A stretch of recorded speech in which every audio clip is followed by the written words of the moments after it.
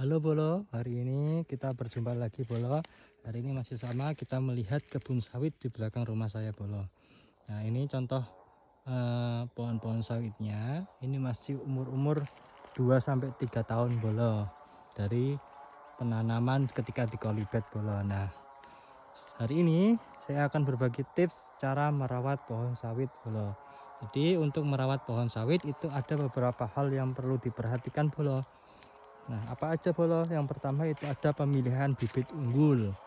Jadi berbeda dengan bibit biasa atau bibit yang kurang bagus, bibit unggul ini sangat mempengaruhi proses pertumbuhan pada pohon sawit Bolo.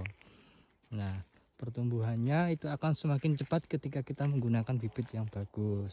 Nah, yang kedua yang perlu diperhatikan adalah pengairan yang cukup.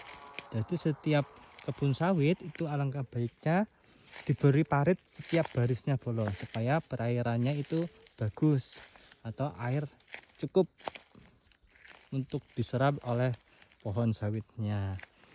Nah itu yang kedua. Dan yang ketiga itu pemupukan teratur Bolo.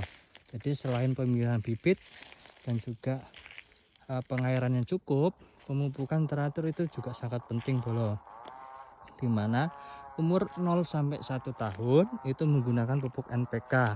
Biasanya itu ditambah dengan pupuk urea, dimana pupuknya itu perbandingannya 15:15. Nah apabila sudah 1-3 tahun itu menggunakan pupuk KCl dan juga dolomit Bolo.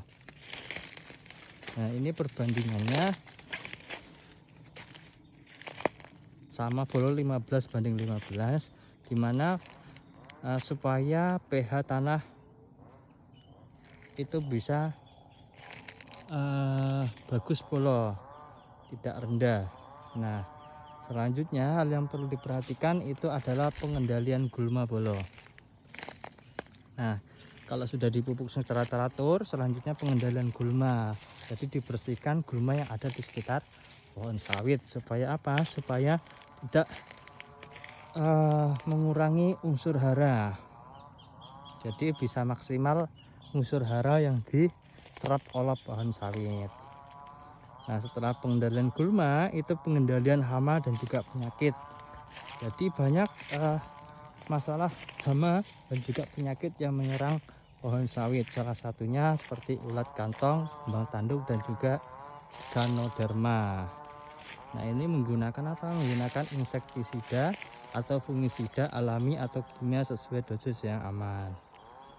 Nah setelah pengendalian hama dan penyakit, selanjutnya yang perlu diperhatikan itu adalah pangkas daun tua dan tak produktif. Jadi ada pohon-pohon atau daun-daun yang sudah tua dan sudah tidak produktif, itu alangkah bagusnya dipotong dulu, supaya energi tanaman fokus ke pertumbuhan batang dan juga buah. Nah yang ketujuh itu memelihara rutin dan juga monitoring. Jadi mencatat perkembangan tanaman, cek tinggi jumlah pelepah dan pertumbuhan tandan buah. Supaya apa Bolo? Supaya kita bisa memperkirakan ini pohon yang bagus pertumbuhannya dan yang tidak bagus pertumbuhannya. Maka kita bisa mengatasi